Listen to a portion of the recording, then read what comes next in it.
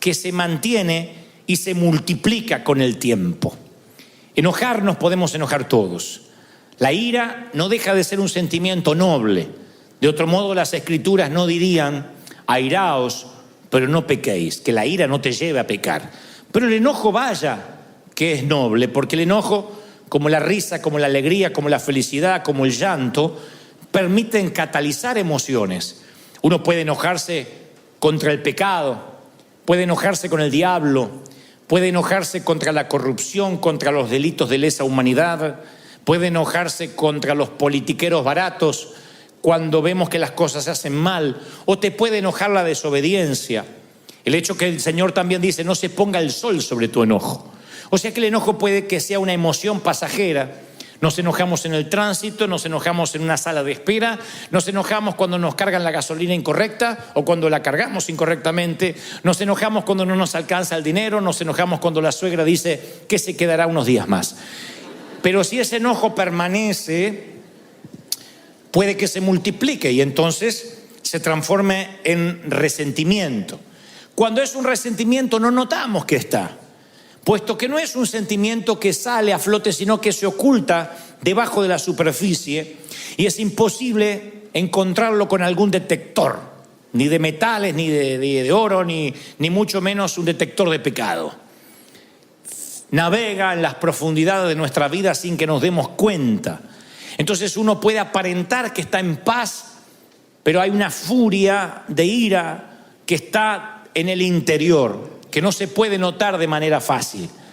Puede que demos la impresión de una figura serena, pero empieza a crecer ese sentimiento horrible, porque ahí está, escondido, reprimido, abriendo sus fauces subterráneas de veneno, que tarde o temprano va a infectar al resto de las relaciones. Infecta.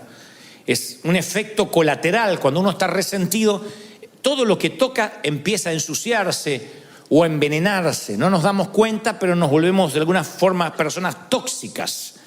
La toxina que uno libera cuando uno tiene resentimiento, cuando uno tiene dolor, a lo mejor es inherente a nosotros, ni nos damos cuenta que la estamos liberando. Pero nuestros hijos empiezan a tener el mismo nivel de vida, nuestros amigos empiezan a saber que hablar con nosotros siempre es quedar con un sabor agridulce. Hay gente que al hablar te deja un sabor agridulce. No es una persona que te amarga del todo, pero tampoco que te deja una sensación de bienestar. Son personas que a lo mejor te visitan, se van de la sala de tu casa y te queda una sensación, esa es la palabra, nada describe mejor que lo agridulce. Estás feliz porque tu amigo, tu pariente estuvo allí, pero a la vez te queda una sensación de carga. Puede pasar con tus propios padres, puede pasar con alguno de tus hijos, que viene y te queda una sensación extraña, y no es porque no se te pueden contar los problemas. A mí me pueden contar un montón de problemas, pero cuando esos problemas vienen revestidos de resentimiento, uno puede notar un dolor que deja una toxina en la atmósfera, en el ambiente. Oí por allí una historia que en los tiempos donde la rabia no se podía curar, un hombre fue mordido justamente por un can, por un perro rabioso. Entonces los exámenes confirmaron que el hombre habría contraído rabia y no había cura para la rabia. Entonces le dijo el médico: mire, caballero, lamento decirle que usted ha contraído rabia y que mi sugerencia es que ponga sus cosas en orden lo más rápido posible. El hombre dice: no me puede desahuciar de manera tal. Y el médico dice: lo siento, pero tampoco sería una falacia que le dijera que se va a curar. Así que por favor ponga sus cosas en orden. Y el hombre de manera inmediata pide un bolígrafo y un papel y empieza a escribir frenéticamente. El médico, suponiendo que el paciente necesita su espacio, lo deja. Al rato regresa y dice: me agrada que empezó a escribir porque veo que empezó a trabajar en su testamento. Y el caballero dice: no, es la lista de personas que tengo planeado morder antes de morir.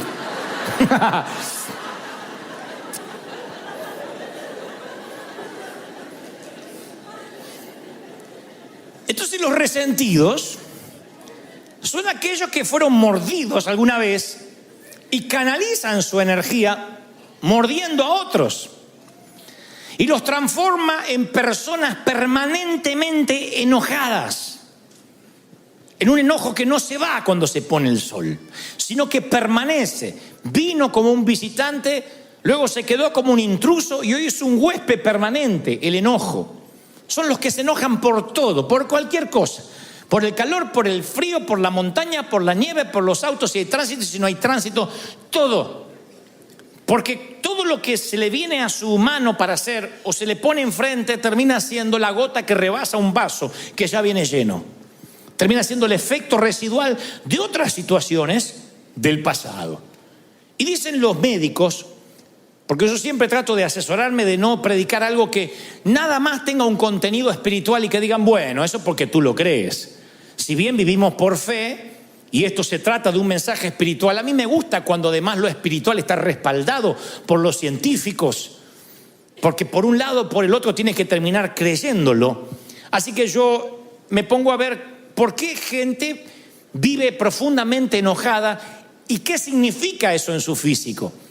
Y entonces hablan de que cuando alguien vive con un enojo permanente, graba profundas líneas en sus rostros, que no son las arrugas de un buen vivir, son líneas de ceño fruncido. Cuando te ríes mucho, se te hacen acá, marcas acá como el Joker. Cuando te enojas mucho, se te hacen un montón de líneas acá. Y la trompa te sale como pato, como Lucas, cuando te enojas. Y entonces dicen las personas que estudian estos comportamientos, el resentimiento hace que los rasgos se endurezcan. ¿Saben lo que son rasgos duros? Endurecer los rasgos no es necesariamente lo que ocurre con el correr del tiempo. Eventualmente todos envejecemos. El tema es cómo uno envejece. Los rasgos blandos son los rasgos que tiene un niño. Cuando uno conserva los rasgos blandos, aunque tenga 50, 60, 80 años, tiene una cara de paz, una cara angelada, una cara donde el resentimiento no hizo un habitáculo. Cuando los rasgos se endurecen, son esas personas que aunque tengan 25 años, tú no sabes por qué. Sí tiene 25, pero aparenta tener 50. Porque sus rasgos se endurecieron, su ceño se frunció. Y eso tiene que ver con la manera en que el cuerpo cataliza el resentimiento, la falta de perdón.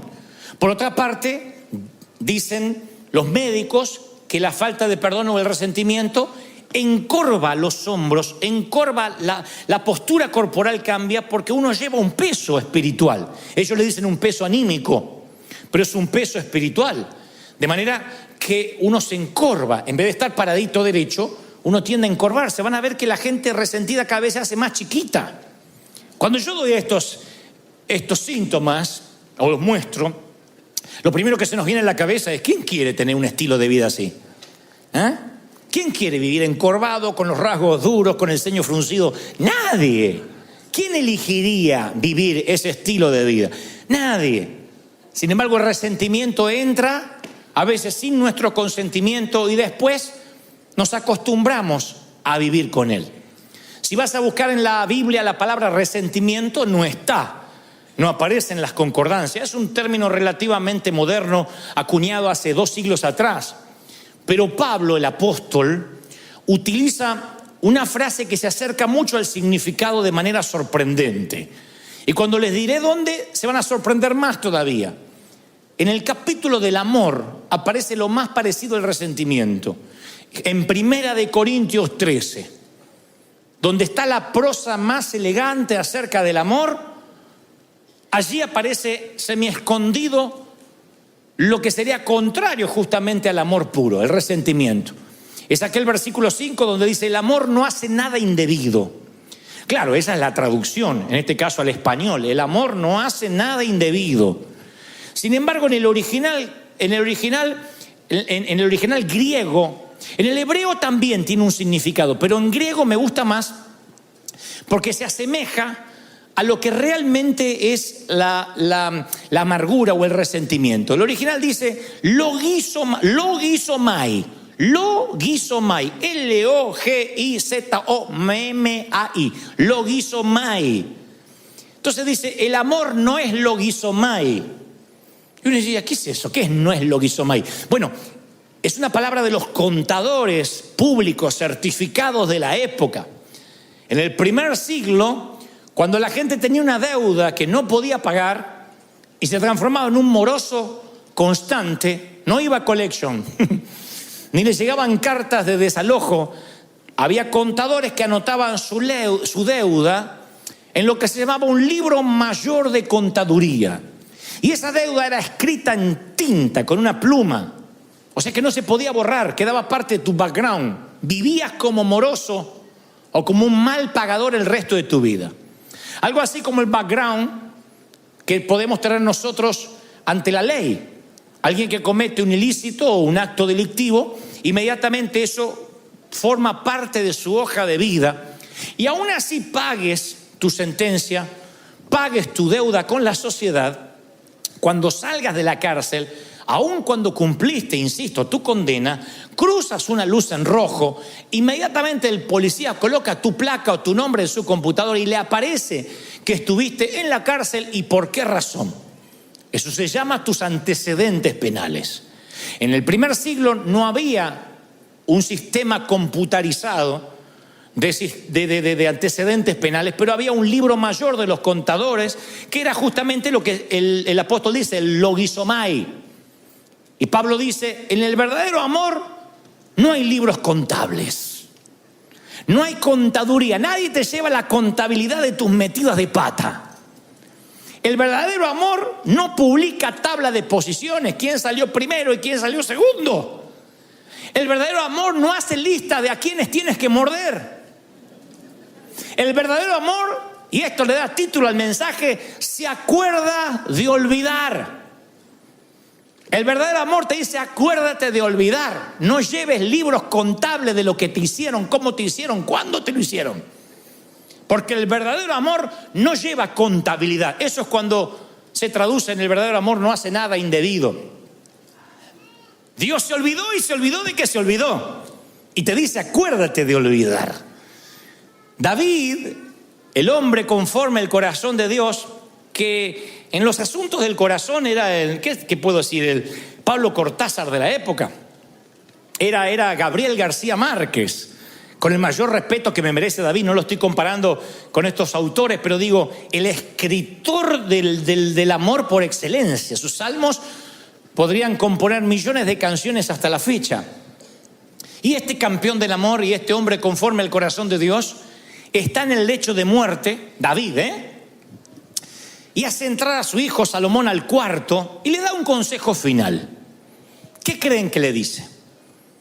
¿Cómo batallar? ¿Cómo pelear sus batallas? ¿Cómo luchar contra el orgullo? ¿Cómo no pecar? No creerán cuál es el consejo que le da en el último aliento a Salomón. Primera de Reyes 2:5 nos deja un registro de esas patéticas palabras. Y perdonen que les estoy bajando de la cúspide a David, pero David, así como era el tremendo hombre del Señor, también tenía un montón de fallas, y entre ellas esta. Le dice a su hijo, ya sabes tú lo que me ha hecho Joab, hijo de Sarvia, lo que le hizo a 2 de mis generales del ejército de Israel, a los cuales él mató, derramando sangre en tiempo de paz. Así que tú, Salomón, harás conforme a tu sabiduría, pero no dejes descender las canas de este hombre al Seol en paz. El hombre más grande de su época se está preparando para ir al encuentro con su Dios. ¿Y qué sabiduría imparte un viejo rencor de años que no se lo quiere llevar a la tumba y le quiere pasar el libro mayor de un rey y la perpetuación generacional de una falla de carácter se la pasa a su hijo, a su sangre? Le dice, no permitas que Joab muera de muerte natural. Yo me estoy yendo, pero hazme el favor de que pague con su vida por el dolor que me causó en vida. Impresionante, ¿no? Ese es el lado de David que no quisiéramos hablar ni enfrentar, pero es el lado que tampoco nosotros quisiéramos enfrentar. Porque cuando uno está resentido, sin querer, transmite esa atmósfera de resentimiento a los hijos y a los nietos, y si Dios lo permite, a los bisnietos. Los hijos son los mudos testigos que nos ven cómo hablamos con resentimiento, ya no solo de hombres de Dios, cómo hablamos de resentimiento de nuestros padres, de cómo me criaron, la forma que ya no lo contamos como una experiencia didáctica, sino con dolor. Y ellos heredan. Recuérdense que más que heredan, son impartidos por esa maldición. Recuerden que la herencia es lo que uno le deja a alguien, pero la impartición es lo que uno deja en alguien. Y esa impartición que le damos a los hijos a diario puede ser bendición o maldición. Cuando estén ante una disyuntiva de la vida, nuestros hijos van a decir: ¿cómo hacía el viejo en mi lugar? ¿Qué hacía mamá ante una situación igual? Y si mamá reaccionaba llena de dolor, de resentimiento, esa hija va a ser otra resentida. Va a tratar al esposo como vio que la madre trataba a su padre. El hijo va a tratar a su mujer como vio que su padre trataba a su madre y viceversa. Es una cosa que empieza a repetirse de generación en generación. Es el poder del entorno. Yo puedo reprender maldiciones generacionales y decir: se corta aquí aquello de que si los padres comieron las uvas agrias, los hijos no heredarán la dentera. Lo creo. Yo no creo que porque tuviste un abuelo borracho o un papá divorciado vas a seguir el patrón generacional, vas a tomar la posta generacional. Yo creo que no. Dios hace todas las cosas nuevas, pero no puedo cambiar el poder del entorno. El entorno es lo que se respira en tu familia, lo que se habla. Si en tu casa, por mucho, no creo que porque tu abuelo era alcohólico vas a ser alcohólico y tus hijos lo van a hacer, pero si en tu casa cualquier festejo amerita tomarse un tequila, y si estás triste te tomas un tequila, y si estás alegre te tomas un tequila, y para que la Santa Cena no te cae mal te tomas un tequila, y si pierdes las Chivas te tomas un tequila, y si gana la América te ganas un tequila. Se respira un ambiente de alcohol, un entorno donde para celebrar o para echar fuera las penas no está Dios, está el alcohol. Yo no puedo ir contra, no hay anacondia que te libere del poder del entorno. El resentimiento es igual. Cuando en las mesas familiares se empieza a hablar de todo mundo, cuando los hijos aprenden que después del servicio la comida es para hablar de todo lo que estuvo mal y qué hizo el ujier y por qué lo hizo el otro y por qué la otra se cortó el pelo y fíjate la que se puso y aquella que está fajada y la otra que se piensa que aquella gorda que le creció el trasero. Cuando todo eso lo hablas en la mesa, ese entorno genera críticos, genera gente que detesta la hipocresía, pero también detesta la iglesia. Lo generas. Es lo que David explícitamente hace con Salomón. Véngame, quiero que vayas y le hagas tener una muerte indigna a Joab, porque yo me quiero ir tranquilo de que me vas a pagar, no me dan la fuerza para continuar con el resentimiento, así que te lo voy a heredar, te lo voy a impartir. Y el resentimiento es una criatura horrible, deformada, distorsiona la realidad, nos mantiene encadenados al pasado, junta un montón de ayeres y te perderás un montón de mañanas. ¿Quién quiere estar encadenado al pasado? Y yo soy muy cuidadoso cuando hablo de resentimiento y de perdón, porque estuve mucho de ese lado y escuché a muchos predicadores decir: tienes que perdonar, perdona si tienes el corazón del Señor. Y a veces las historias son tan retorcidas, a veces lo que le ha pasado a la gente es tan doloroso que hasta gritar desde aquí perdona y se acabó suena una subestimación a lo que te pasó. Como diciendo: ¿qué importa que te violaron sistemáticamente desde los 9 hasta los 15 años? Con el beneplácito de tu mamá que sabiendo no hacía nada. Bueno, es un detallito. Claro, la que le pasa dice: este no sabe lo que está hablando. Como se ve que nunca le pasó, nunca le abusaron a un hijo mínimamente. Entonces yo respeto el dolor. Yo entiendo que lo que te pudo haber pasado es una cosa espantosa que no quieres recordar. Ahora, justamente por eso, ¿mereces anclar tu vida a esos años oscuros? ¿Quién se merece eso? ¿Mereces que tu vida sea un parteaguas desde lo que te pasó en adelante y que a partir de ahí nunca más vuelvas a ser feliz? Por mucho que odies a ese abusador, a ese ex esposo, a ese ex jefe, a los padres que te abandonaron, al padrastro, por mucho que tengas resentimiento, ¿mereces vivir anclado en el pasado? Nadie lo merece. Ni tú ni yo nos merecemos eso.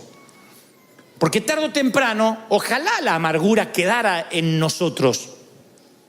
Pero tarde o temprano la empezamos a impartir sin darnos cuenta. La amargura y el resentimiento se describen a través de muchas palabras ilustrativas, pero la más perdurable es la que encontramos en Hebreos 12:15. El escritor a los hebreos dice: mirad, no sea que alguno deje de alcanzar la gracia de Dios. Pregunto lo que pregunté esta mañana: ¿habrá alguien aquí que ose decir que no necesita el perdón de Dios hoy?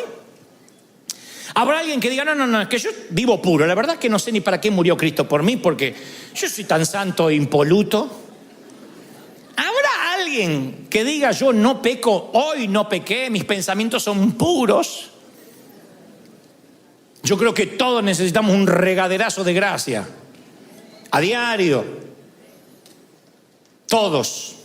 Nos incluye a todo mundo. Y fíjense qué peligroso lo que escribe el escritor a los hebreos, que dice: no sea que alguno no alcance la gracia. No sea que alguno no sea perdonado. Y uno dice: a ver, ¿qué va a decir? ¿Qué es lo que no tiene perdón? Bueno, dormirse en un sermón de Dante podría no tener perdón.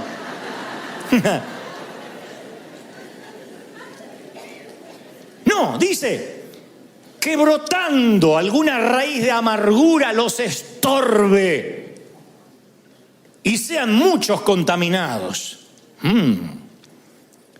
Para que una raíz de amargura brote, la amargura tiene que estar subterránea, si no, no brota. Para que algo brote tiene que estar abajo sembrado. Y si dice que la amargura brota, es porque la amargura está debajo. En algún momento la semilla del rencor cayó en esa tierra. Si no, ¿cómo va a brotar rabanitos o tomates? ¿Cómo va a brotar brócoli si nunca sembraste brócoli?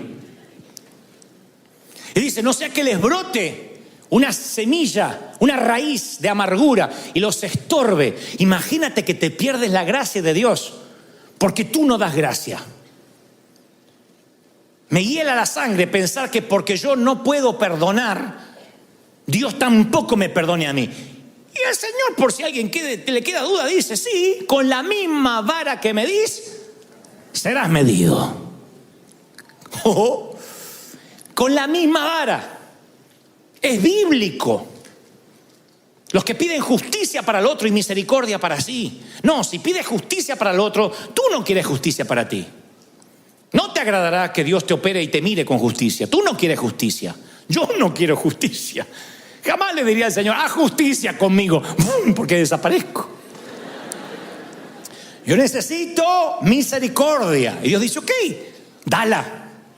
Lo que siembras cosechas. Da gracia, recibes gracia. Y dice el escritor de los hebreos: te va a estorbar y van a ser muchos contaminados. Sí. El resentimiento contra tu ex cónyuge va a empañar tus relaciones, se va a extender a tus hijos y lo peor, como esto asfixia todo lo que toca, va a arruinar tu relación con Dios. ¿Qué vale? ¿Qué amargura vale la relación con Dios? Que sientas un cielo de bronce, que Dios no te oiga porque tú no puedes perdonar. E insisto, no subestimo tu dolor. Yo te entiendo. Ahí cada uno de acá tiene una historia triste para contar. Cada uno podría hacernos llorar si le diéramos un micrófono y 10, 15 minutos para que nos cuente la peor versión, la noche más oscura de su alma. Todos podemos hacer llorar al resto porque no hay acá nadie que haya nacido y ha sido criado en un lecho de rosas. Así que insisto, no subestimo tu dolor. Lo que digo, no merece la pena que tú te pierdas la gracia de Dios por ese rencor, por ese cáncer. El doctor Don Colbert, que es un médico cristiano, él describe un ejemplo específico de eso. Él suele escribir sobre estas cosas y cómo el cuerpo interpreta las emociones tóxicas como el resentimiento, la amargura y la falta de perdón. Él dice que cuando la falta de perdón es constante, el estrés del cuerpo aumenta y el sistema inmune del ser humano se pone en sobremarcha, o sea, se altera. ¿Qué es el sistema inmune? Lo que ataca las bacterias, lo que ataca los hongos, los virus del cuerpo. Pero cuando el sistema inmune está bajo mucho estrés, todo tu cuerpo está bajo mucho estrés, empieza a atacar las células sanas, lo cual produce enfermedades de autoinmunes inflamatorias, artritis, lupus.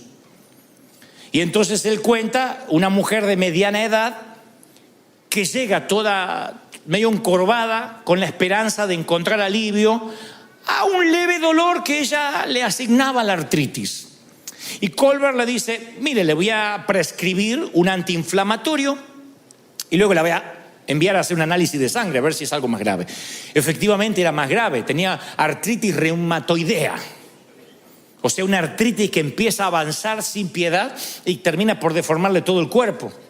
Obviamente la remitieron a un reumatólogo para un tratamiento, pero el médico no se quedó ahí. Dice, es raro que una mujer tan joven sufra de esto, ni siquiera hay antecedentes en su código genético. Así que la envía a llamar de vuelta y le dice, ¿qué le preocupa? Si había alguna situación estresante, además de lo que le estaba aconteciendo en sus huesos. Y ella dice, mire, yo no termino de salir de un divorcio muy doloroso. Don Colbert lo relata así, dice, cuando mencionó el nombre del ex marido, el semblante tierno cambió dramáticamente, fue Hulk. Su rostro se retorció en un gruñido y con profunda voz baja, casi susurrante, le dijo, odio a mi marido, a mi ex, y le deseo la muerte. Le decía el doctor, no desee eso a nadie. Oh, sí, pero no quiero que tenga la fortuna de morir de un infarto o de un accidente o que pierda la conciencia con un derrame cerebral. Yo quiero que quede cuadripléjico y que lo sienta. Quiero que sufra una muerte lenta y dolorosa por lo que me ha hecho sufrir. Y luego le contó una historia que tampoco vamos a subestimar. El hombre le hizo unas cuantas canalladas, pero Colbert diría, nunca había visto a una paciente joven con tanto resentimiento. Y tenía muchas razones para estar amargada, pero las razones no generan amargura ni generan enfermedad. Lo que generan la amargura y la enfermedad es la actitud con la que asignes esas razones, la actitud con la que reacciones a esas razones. La actitud, la manera en que tú te paras ante lo que te hicieron, te termina enfermando. Es como tomarte el veneno y esperar que se muera el otro. Te termina enfermando. Arriesgamos no solamente nuestra salud espiritual, sino también la física. Es peor que la metástasis, que el cáncer, que la leucemia, porque el cáncer prevenido a tiempo o diagnosticado a tiempo, hay muchas posibilidades de curarse. No así sucede con el resentimiento y la amargura que echa raíces profundas. La metástasis de la falta de perdón echa raíces tan a raudales, se extiende a raudales y echa raíces tan hondas que no nos damos cuenta hasta que brota la raíz de amargura, hasta que brota la semilla, y ahí te arruina la relación con Dios y con los que te rodean. Empieza a tener el resentimiento vida propia, empieza a nutrirse de tu energía, de tu unción. Acuérdense que todos tenemos cierta dosis de energía para cada día. Y esa energía bien administrada, llegas con mucha energía a la cama, al final del día, cansado, exhausto, pero hiciste un montón de cosas. Si estás con resentimiento, yo te aseguro, te levantas a las 7, a las 6, 11 de la mañana no te da mal cuerpo. A las 11 de la mañana se te parte la cabeza, lo que sueñas es, te arrastras todo el día hasta llegar a la cama. Si lo ves semanalmente, el lunes empiezas con energía, el martes ya no tienes más y no sabes ni cómo llegaste el viernes. ¿Qué te drena esa energía? Los problemas. Problemas tenemos todos. No eres ni el primero ni el último que puede tener un problema matrimonial, problema con los hijos, problema con falta de dinero. Bienvenido a la vida real. El tema es la actitud que tomes ante los problemas. No significa que los ignores, significa de que no se te hagan raíces de amargura. Enójate y deja ir el enojo antes que se ponga el sol. Porque hay un momento que tú tienes la amargura y hay otro momento que la amargura te tiene a ti. Ya no es algo que tienes, es algo que te tiene a ti. Y ese es un costo emocional que tú no puedes pagar. Tú tienes cierto presupuesto emocional que se te asignó, no lo dilapides. Se te da un presupuesto y no está en tu presupuesto ofenderte. Porque es un gasto que te deja en rojo. No gastes en ofenderte, porque te roba lo mejor que tiene. No está en tu presupuesto emocional el poder ofenderte. Y tú dices, bueno, ¿y cómo hago para extirpar esto? Bueno, yo te voy a dar la solución, por lo menos lo que el Señor me decía ayer cuando me mostraba que los iba a traer y que tenía que darles este mensaje. Número uno, quiero que pienses, porque yo lo he hecho muchas veces, ¿por qué guardamos resentimiento? Los médicos creen que el resentimiento le da a las personas un sentido de superioridad sobre aquellos a quienes odian. Porque seguir pensando en el error que el otro te hizo te hace sentir un poco superior. Como decía el Señor de aquel que oraba y se golpeaba el pecho y decía, Señor, qué bueno que no soy como estos. Te da un espíritu de superioridad. Ridícula, mentirosa, pero es un espíritu de superioridad. Es una manera insana de ubicarse un poco más alto en la jerarquía de la cadena alimenticia humana.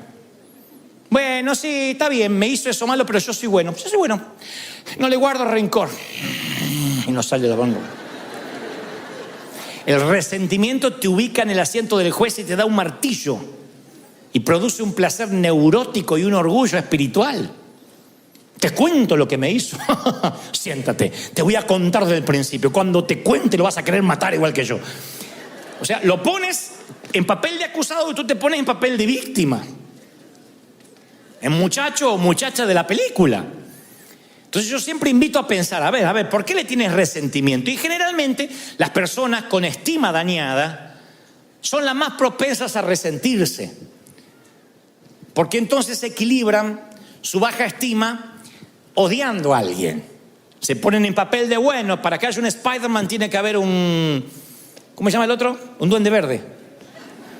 Para que haya un Batman tiene que haber un Joker.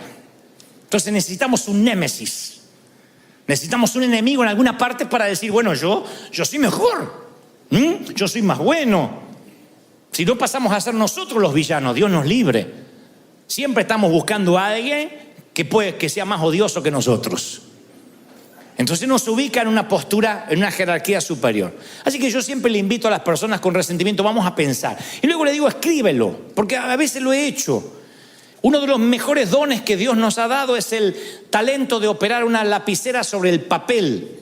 Entonces yo le digo, a ver, escribe lo que te hizo. Usted dice, no, es que yo sé lo que me hizo, no necesito escribirlo. Pero yo le digo, escríbelo, porque es increíble cuando uno lo escribe, como cuando uno quiere poner esos sentimientos ante la vista, uno se sorprende, no sabe qué poner. Cuando uno los tiene que escribir. Hay familias que están peleadas por años y ya no se acuerdan por qué. Porque los antagonistas, los que se pelearon, están muertos. Resulta que la abuela Ana, la abuela materna, se peleó con los de la otra esquina y las dos familias se odian como los Montesco y los Capuleto de la obra de Shakespeare y no saben por qué. No, es que una vez la abuela le fue a pedir un poco de aceite y el condenado no le prestó y hasta los nietos se odian por un poco de aceite. A veces familias enteras están disasociadas completamente por problemas que viajan, navegan en los canales subterráneos de la sangre, impartidos, y no sabemos por qué. Cuando uno le dice a esos hijos, anótalo en un papel, les parece una ridiculez cuando exterioriza los sentimientos y se da cuenta que no vale en absoluto la energía emocional que están gastando. Cuando uno los escribe son sentimientos vagos, amorfos, que dices, bueno, a ver, es que... Porque hay cosas graves, un abuso, una violación, una infidelidad, pero después hay lo que yo llamo sensaciones. Yo decía en el servicio anterior que en esta iglesia Los líderes, los pastores, a la hora de aconsejar siempre decimos, no me hables de sensaciones. Yo estoy harto, me crié en una iglesia donde todo era sensaciones. Pedían una entrevista pastoral, es que siento que no me aman. Siento que cuando entro dejan de hablar lo que están hablando, así que siento como que hablan de mí. Entonces uno dice, bueno, a ver, ¿tienes pruebas? Bueno, no, pruebas como pruebas no, pero siento. A veces viene gente y dice, yo siento que tal matrimonio está mal. Lo siento cuando los veo, lo siento y lo siento. ¿Y qué estuviste en la habitación? ¿Te contaron? No, pero siento. El otro día vi detalles, cosas que siento y me preocupan. Imagínense si la iglesia multitudinaria se manejara por sensaciones. Entonces yo suelo decir, a ver, si tuvieras que llevar esto ante un juez, que te dice, a ver, acá tenemos 15 minutos para tratar su caso. No me venga con sensaciones, véngame con pruebas, con testigos. ¿Qué pasó? Ah, bueno, no, pero yo vi que movía los labios y parecía que dijo mi nombre. Sensaciones. La mayoría de los resentimientos vienen por sensaciones. Por cosas que no tienen asidero. Entonces cuando uno las escribe se da cuenta, no tengo pruebas, me estoy preocupando sin asidero, sin tener de qué. Es como el niño que está asustado en la oscuridad en la película Monster Inc., la primera, donde el niño ve la manga de un saco, de una chaqueta y cree que es un monstruo. Cuando enciende la luz el padre se da cuenta que es una chaqueta. Y lo mismo pasa cuando traes tu amargura de la oscuridad hacia la luz. A ver, ¿por qué estoy amargado? Te das cuenta que son tonterías, son sensaciones. Hay remordimientos de años porque alguien te dijo no a una invitación a cenar. No lo invito nunca más en la perra vida.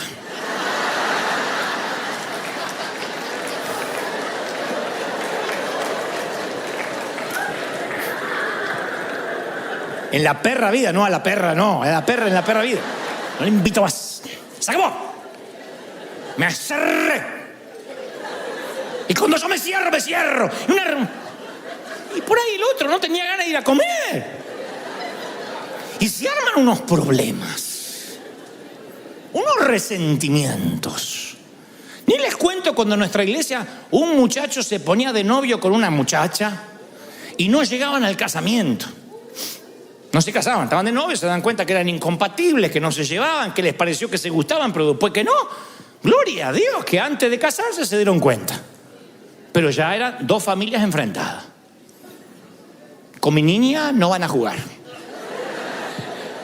Y ya se iba una familia dividida y la otra no. Si van ellos, yo no voy. Si el pastor no los echa, nosotros no nos congregamos más.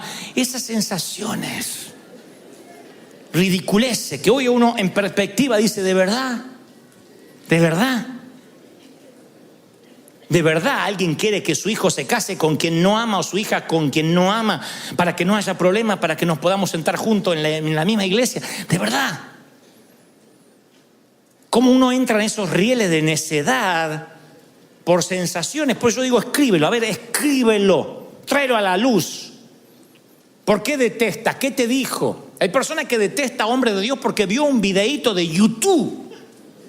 No, yo vi el video y lo conoces personalmente, te tomaste un café, pesaste su corazón, su espíritu. ¿Quién resiste el análisis de un video si una cámara te siguiera las 24 horas y editaran video de lo que dices? Y hay gente que odia con un odio visceral a personas porque vio un videíto y leí un estudio bíblico que hicieron en contra del fulano. Es increíble. Porque nada merece tu odio ni tu resentimiento si mínimamente no tuviste una confrontación seria, algo que está irremediablemente roto, que no se puede resolver, que no hay posibilidad de perdón. Por eso digo, piénsalo, luego escríbelo.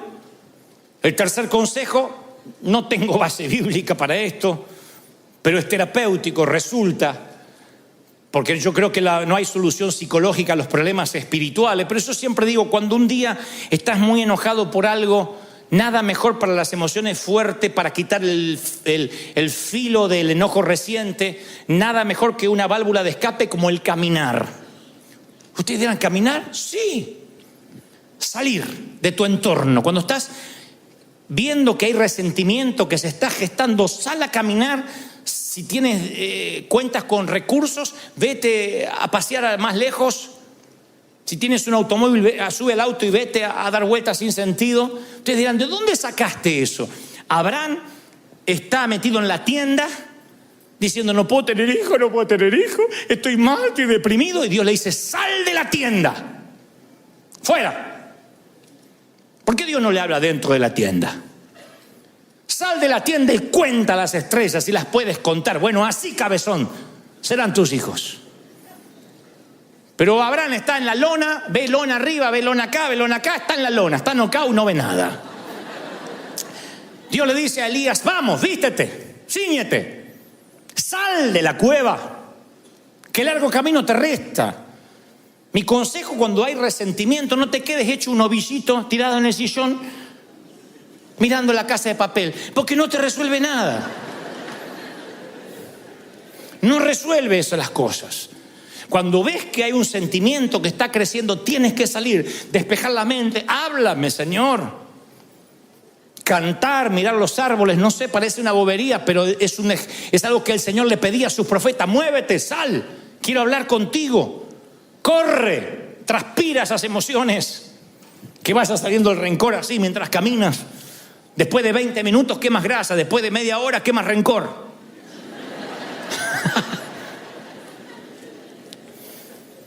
Y luego háblalo. No importa qué tesis hayas escrito, cuántas hojas te llevó a escribir el rencor, el Señor no se duerme, el Señor no se aburre. Ve y háblalo con el Señor. Si estás furioso, si tienes remordimiento, cualquier emoción tráele a Dios. De igual modo, es imposible escondérselas ante Él. ¿De dónde sacamos esa tontería que hay que higienizarse antes de presentarse ante el Señor? ¿De dónde sacamos la bobería que no me puedo presentar al Señor sin antes pedirle perdón? Ve y dile, así soy. Soy el hijo pródigo y vengo y huelo a marrano, huelo a puerco. Si vienes del chiquero, ¿a qué vas a oler? ¿A perfume francés? Señor, aquí estoy, oliendo a puerco. Recuerden que el abrazo que el padre le da al hijo pródigo se lo da cuando todavía huele a puerco, después lo manda a bañar. No dijo, primero te bañas, no te acercas a... No le dijo eso, le dio un abrazo con olor a puerco y después lo mandó a bañar. El Señor te va a limpiar, pero te va a dar un abrazo como estés. Entonces ve ante Él y dile, Señor, aquí estoy oliendo a chiquero, a estiércol de resentimiento. ¿Me ayudas o me ayudas? Porque soy tu hijo y tú me dijiste que vas a ser fiel y me vas a ayudar. ¿Lo crees? 2 misioneros atravesaban las junglas de Birmania. Un misionero nativo y uno que era novato. Y de pronto se meten en un lago hasta el cuello, un lago muy sucio. Y cuando salen del otro lado, uno de ellos, el novato, estaba repleto de sanguijuelas. Esos gusanos que se pegan y se meten en la piel. Tenía todo el torso, los brazos, las piernas, y se las empezó a arrancar. Y le dice el misionero, no. Si usted se las arranca repentinamente, parte del gusano, del insecto, va a quedar allí y se le va a infectar.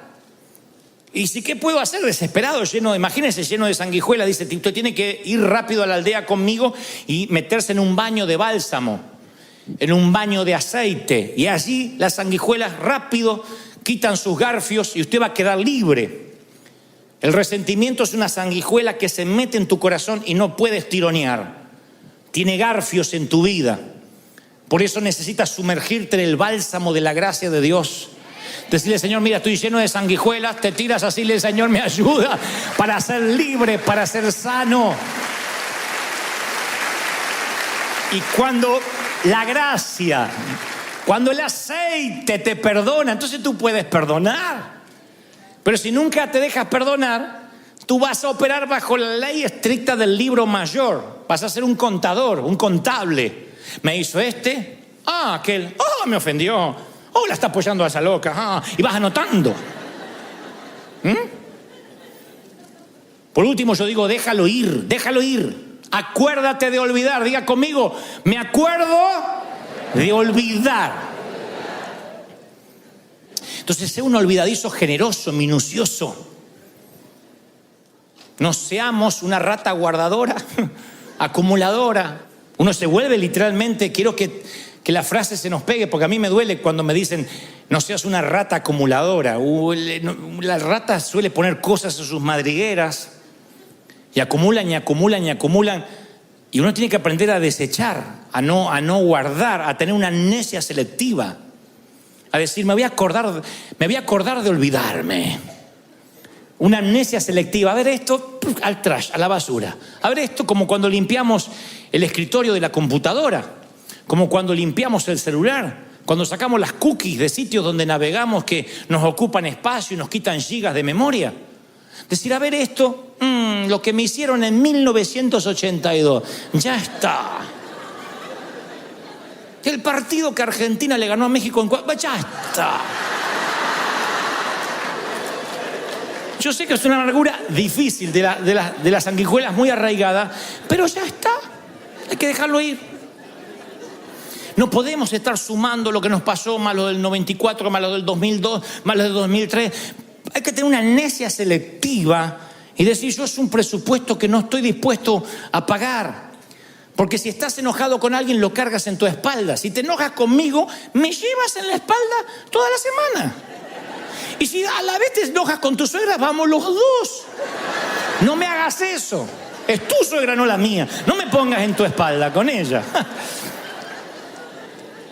Viaja liviano y disfrutarás del viaje, porque aparte es la única manera de viajar que tenemos. Se supone que esta es la marca registrada de los hijos de Dios, que pagamos bien por mal. Que bendecimos a los que nos maldicen. Se supone que esa es la manera, no hay otra. Miren, yo les voy a regalar esta historia. Antes de culminar, se la regalé en el primer servicio también a los que estuvieron temprano. La palabra dice que el verdadero amor echa fuera el temor, pero también echa fuera muchas otras cosas. Entre las cosas que echa es el resentimiento, lo echa fuera. Pero yo alguna vez oí una historia en que el amor y el resentimiento compartieron un cuarto en una sala de hospital. En la sala de hospital había dos caballeros enfermos, uno de los riñones y otro de los pulmones. Debido a la condición de ambos, no podían tener un televisor, puesto que habían prescripto paz absoluta para la pronta recuperación de los dos.